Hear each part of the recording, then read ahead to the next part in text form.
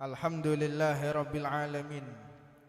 Wassalatu wassalamu ala asrafil anbiya'i wal mursalin Sayyidina Muhammadin wa ala alihi wa sahbihi wa man tabi'ahu bi ihsanin ila yaumiddin.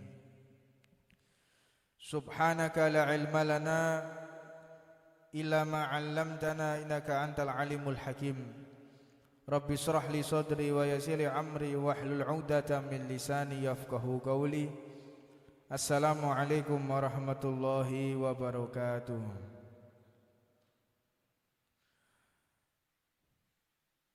Alhamdulillah, puja dan puja kita haturkan kepada Allah Subhanahu wa taala atas kenikmatan yang Allah berikan kepada kita, yaitu dijadikan kita menjadi umat baginda Nabi Muhammad sallallahu alaihi wasallam. Maka rasa syukur kita menjadi umat Nabi besar Muhammad sallallahu alaihi wasallam dengan ditampakkan ketika kita taat atas perintah Allah dan menjauhi segala larangan Allah Subhanahu wa taala. Jika kita mempererat tali persaudaraan di antara kita, ini adalah wujud syukur kita kepada Allah Subhanahu wa taala. Fenomena akhir-akhir ini banyak umat Islam diadu domba. Banyak umat Islam satu dengan yang lain saling mencaci. Umat Islam satu dengan yang lain mereka saling membantai. Umat Islam satu dengan yang lain mereka saling menjatuhkan harga diri. Naudzubillah min dalik. Padahal Tuhan kita sama, Allah. Nabi kita sama, Allah. Kiblat kita sama, yaitu Ka'bah Al-Mukarramah.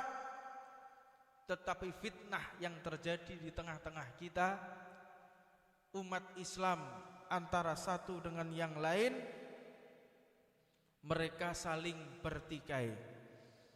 Maka kejadian ini marilah kita pahami, marilah kita kenang, sebagaimana Allah Subhanahu wa taala berfirman, wa qalu naqas wa kullan naqasu 'alaika min amba'i rasul man nuthabbitu bihi fuadak. Ibrah, di dalam cerita-cerita para nabi dan rasul sebelum Nabi Muhammad diutus, itu banyak pembelajaran. Nabi Muhammad masih dikatakan oleh Allah, wa kullan naqasu 'alaika min amba'ir rasul, aku sampaikan cerita-cerita tentang nabi, tentang rasul kepadamu wahai Muhammad. Tujuannya nutsabbit bihi fuadak, untuk mengkuatkan iman menjadi pencerah yang akan dilaksanakan oleh baginda Nabi Muhammad sallallahu alaihi wasallam. Maka tentunya kita sebagai umat Nabi Muhammad sallallahu alaihi wasallam tidak ada uswah yang lebih afdal daripada yang dicontohkan oleh baginda Nabi Muhammad sallallahu alaihi wasallam. Laqad kana lakum fi rasulillahi uswatun hasanah. Di dalam diri Rasulullah sallallahu alaihi wasallam ada contoh perangai yang sangat sempurna.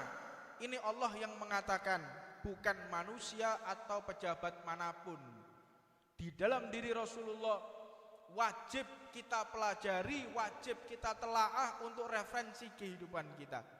Maka fenomena yang ada di tengah-tengah kita, mari kita segarkan lagi, mari kita telaah lagi, mari kita pikirkan lagi yang disampaikan oleh baginda Nabi Muhammad sallallahu alaihi wasallam.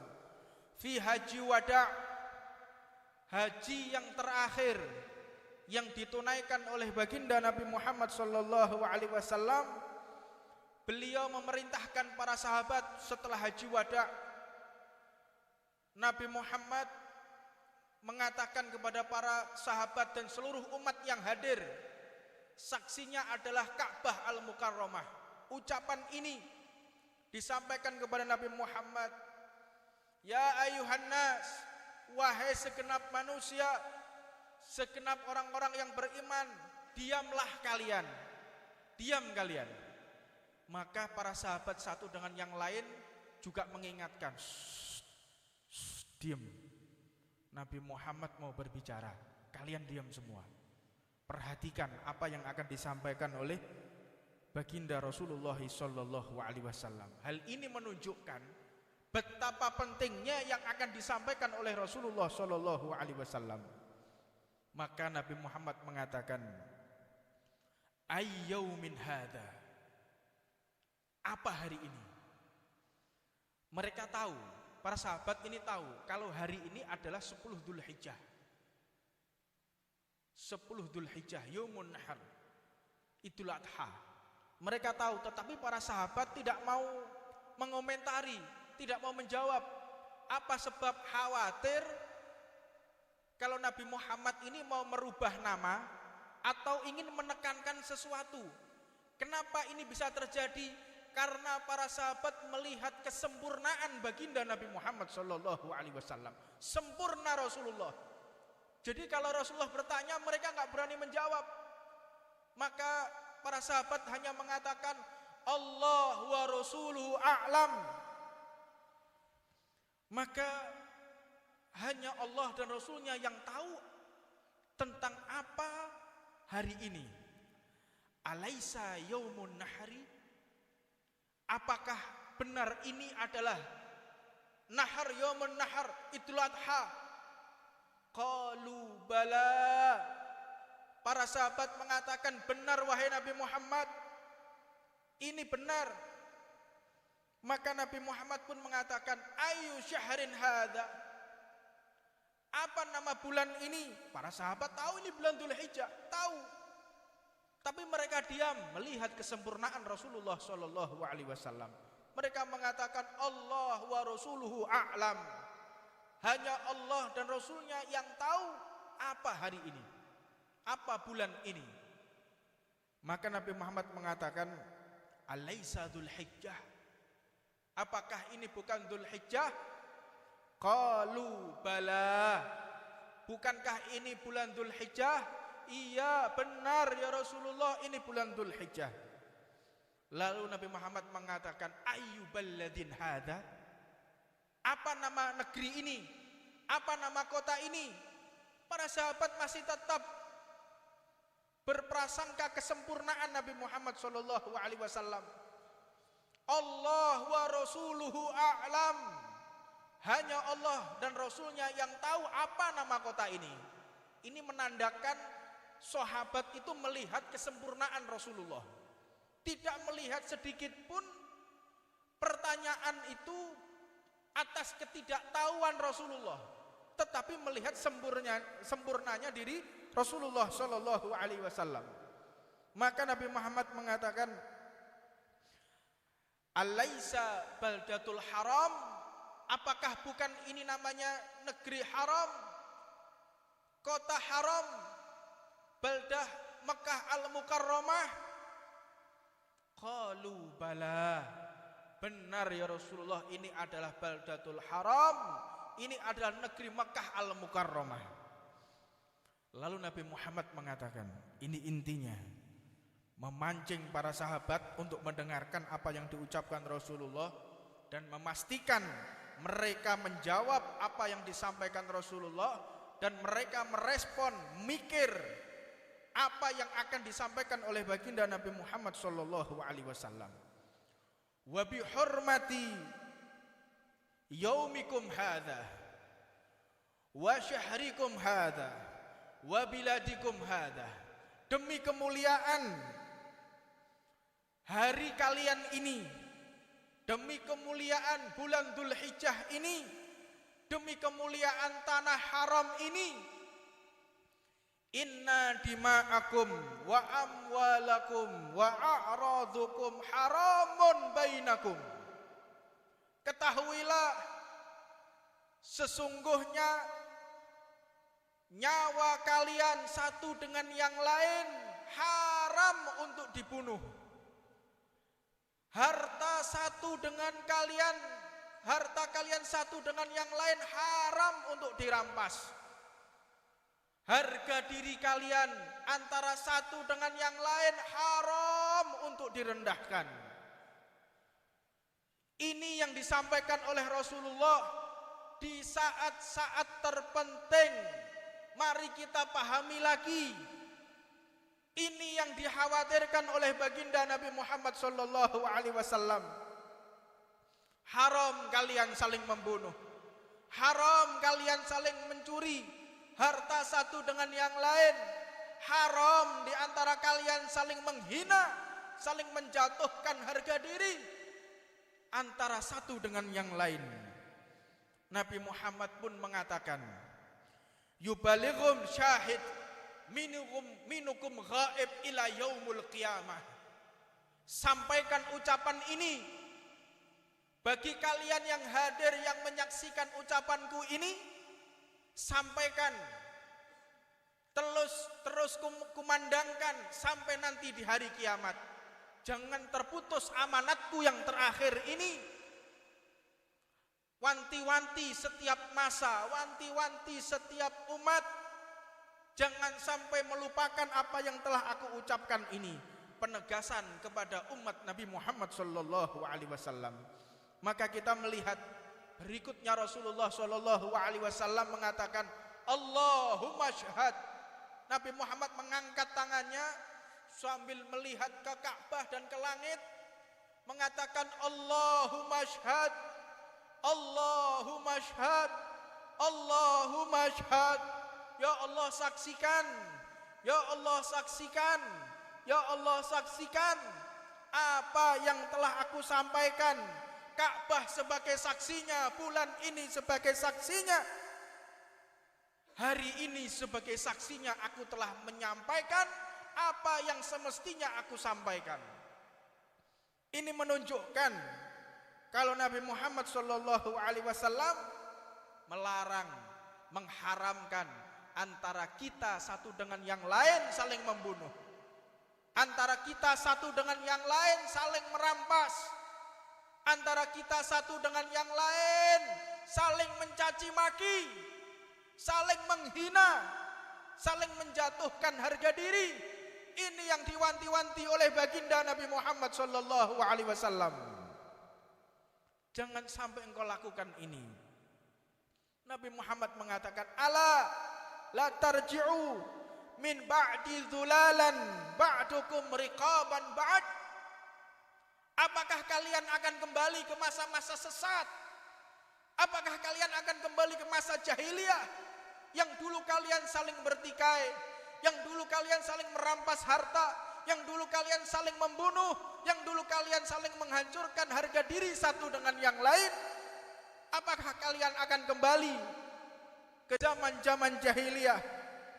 Maka mereka mengatakan, tidak akan kembali ya Rasulullah. Di zaman-zaman ketika kami saling membunuh, ketika kami saling mencaci, ketika kami saling merusak harga diri antara satu dengan yang lain. Hadis ini wajib kita resapi,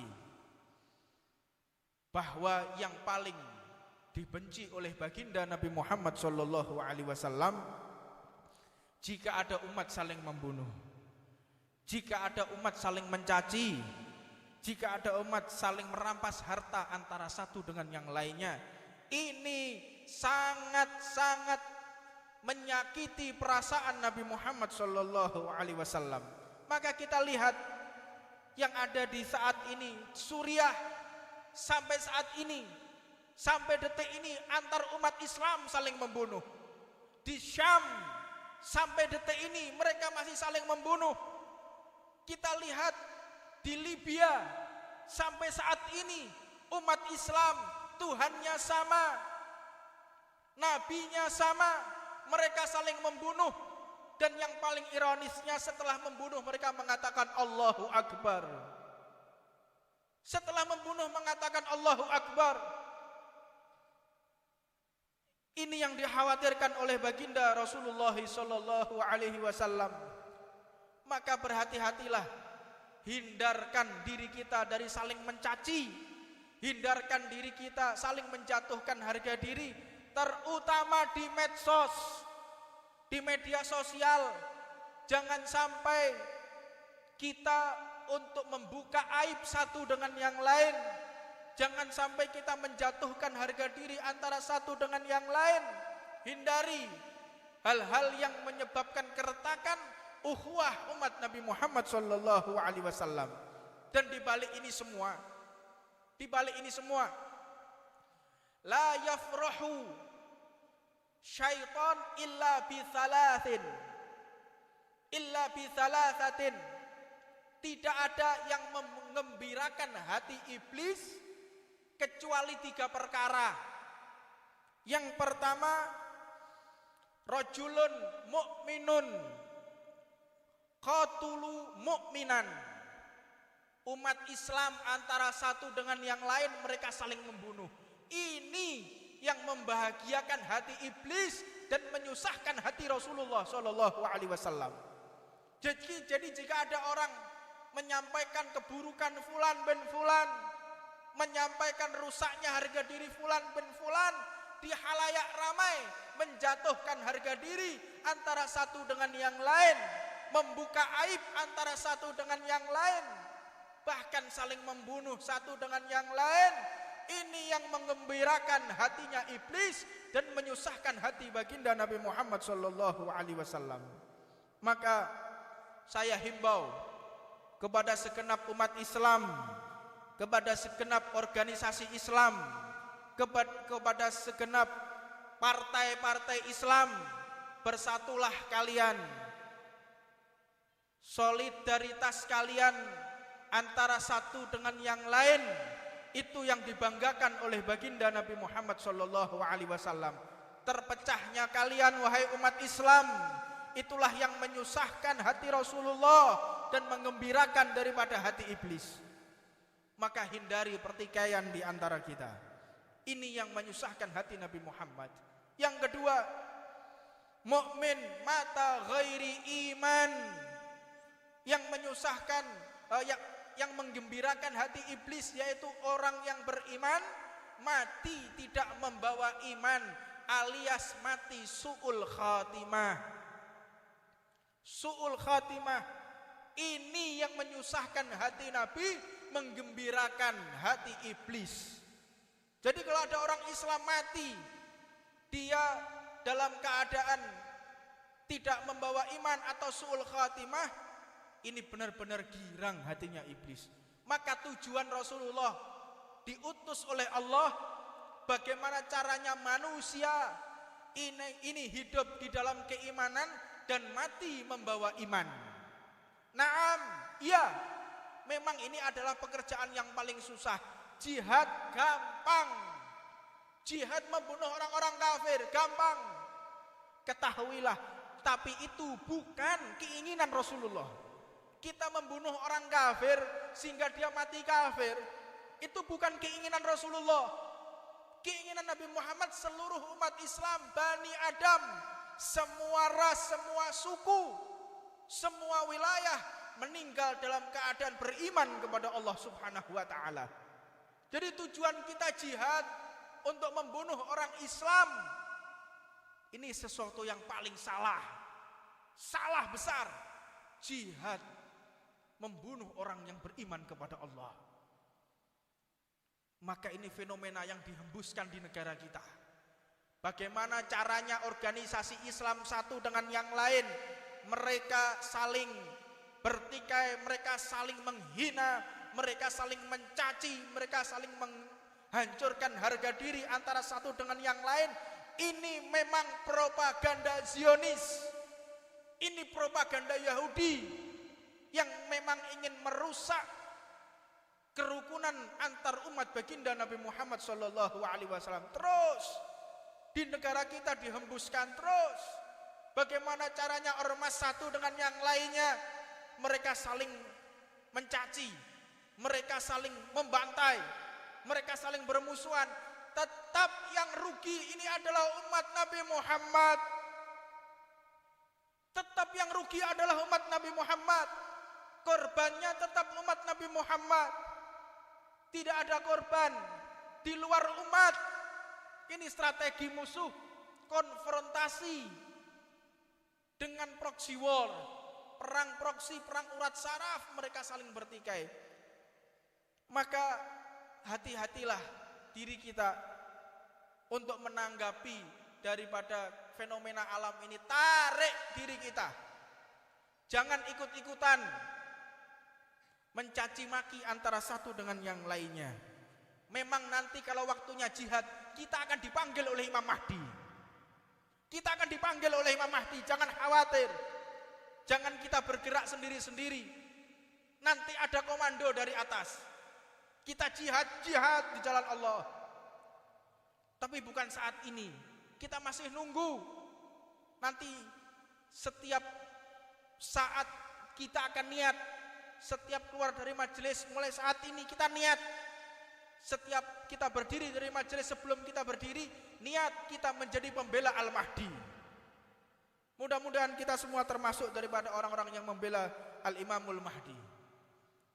Maka dari itu, jangan sampai kita ini juga merasa aman dari mati su'ul khatimah. Jangan sampai di antara kita ini merasa aman dari mati su'ul khatimah. Kalau saya ini pasti husnul khatimah, ketahuilah ciri-ciri khas orang yang mati su'ul khatimah, yaitu mereka yang benci kepada para ulama, benci kepada para kiai, benci kepada para habaib, benci kepada para masyayikh. Mereka adalah orang-orang yang mati dalam keadaan su'ul khatimah. Na'udzubillah min dalik. Yang kedua, tanda-tanda orang yang su'ul khatimah, orang yang benci kepada Al-Quran, orang yang menistakan Al-Quran, mereka lah orang-orang yang mati su'ul khatimah. Dan yang ketiga, yang membuat orang mati su'ul khatimah, yaitu hubbud dunya.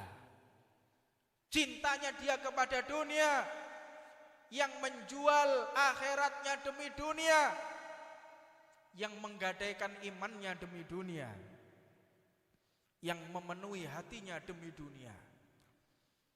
Hubbud dunya damimah min khairin akimah.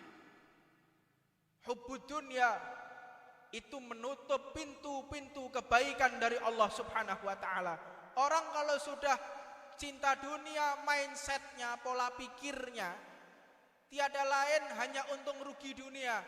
Saya hadir majelis eman, kalau sampai tutup toko, saya tutup toko, rugi, harusnya dapat sekian. Mau berangkat ke majelis, wah ini harus urunan. Mau berangkat ke majelis harus beli bensin. Di dalam pikirannya untung rugi, maka menutup kebaikan-kebaikan yang telah disediakan oleh Allah Subhanahu wa ta'ala. Perangi, hindarkan diri kita dari cinta kepada dunia. Maka para ulama niki menceritakan, apa sih hubbud dunia itu? Apakah cinta dunia itu? Apakah berarti cinta dunia itu tidak boleh mengumpulkan harta? Apakah karena cinta dunia dilarang lalu tidak boleh mencari jabatan yang bagus? Apakah cinta dunia itu tidak boleh, maka tidak boleh kita menimbun harta? Bukan. Apakah harus kita ini tidak boleh memiliki rumah yang mewah? Bukan. Hubbud dunya itu adalah ghaflah. Hubbud dunya itu adalah lalai kepada Allah Subhanahu wa ta'ala. Harta itu ada harta dunia, ada harta akhirat. Harta dunia, harta yang kita gunakan untuk maksiat, itulah harta dunia. Kita mengumpulkan uang untuk sedekah, tidak masalah. Jadi yang dimaksud hubbud dunya itu bagaimana kita mendistribusikan harta kita atau mengarahkan di mana fasilitas yang Allah berikan kepada kita. Kita punya mobil mewah, tergantung itu hubbud dunya atau tidak, tergantung di mana kita menggunakannya. Kalau kita gunakan untuk mencari nafkah, mobil tersebut menjadi mobil akhirat, bukan termasuk orang yang hubbud dunya. Cinta dunia, orang yang beli mobil mewah untuk pamer, orang beli mobil mewah untuk maksiat, orang beli mobil mewah untuk berbuat hal-hal yang tidak diridhoi oleh Allah. Inilah hubbud dunya. Jadi jangan sampai kita salah paham. Salah paham, ini banyak orang salah paham. atau sekarang yang keren namanya gagal paham. Gagal paham. Apa gagal paham itu? Keterbelakangan intelektual. Lek bahasa tubane apa? Goblok. Wis ngono ae. Hati hemat kata. Hemat kata. Orang yang gagal paham, enggak paham maksudnya hubudun ya. Oh berarti gak oleh duwe motor, gak oleh kerja, tak boleh punya rumah mewah. Enggak seperti itu. Bagaimana kita mendistribusikan? Bagaimana kita menggunakan rumah tersebut? Kita jangan sampai termasuk orang yang hubbud dunya. Di antaranya orang yang paling hampir saja meninggal dalam keadaan su'ul khatimah yaitu Imam Malik bin Anas. Siapa Imam Malik bin Anas? Imam Darul Hijrah. Guru kita semua. Gurunya Imam Syafi'i radhiyallahu taala anhu. Imam Malik, Imam Darul Hijrah. Imam Malik ini, beliau Imam Malik semenjak beliau balik sampai wafat, beliau itu tinggal di Madinah, tetapi tidak pernah sekalipun buang hajat di Madinah. Enggak pernah pipis, buang air di Madinah, enggak pernah. Ta'aduban lin nabiyina Muhammad, untuk menghormati Rasulullah. Jadi kalau mau pipis, keluar dulu dari Madinah, keluar baru pipis. Dan diriwayatkan beliau itu kalau makan sehari cuma 3 butir kurma. 3 butir kurma karena mengganggu daripada pencernaannya. Kalau sampai buang-buang air terus menyusahkan beliau riwariwi. Tiap mau buang air, tiap mau pipis keluar dari Madinah. Dan diriwayatkan Imam Malik ini selama beliau tinggal di Madinah tidak pernah menggunakan sandal, gak tahu sandalan. Apa sebab? Khawatir sandalnya menginjak debu yang pernah menempel di kakinya Nabi Muhammad. Inilah akhlak ulama. Imam Malik luar biasa. Imam Malik ini kalau mau ceramah, Imam Malik ini kalau mau ngajar pakai surban, pakai dupa, majelisnya dikasih dupa, majelisnya dikasih wangi-wangian. Untuk apa? Menghormati majelis, menghormati ilmu. Orang kalau mengerti ilmu, keagungan ilmu, Imam Malik ditanya, wahai Imam, aku ingin bertanya kepadamu. Bertanya soal apa? Dunia atau hadis? Soal hadis. Tunggu sebentar. Tunggu sebentar. Beliau mandi dulu, pakai parfum, pakai jubah, pakai surban. Sekarang engkau tanya.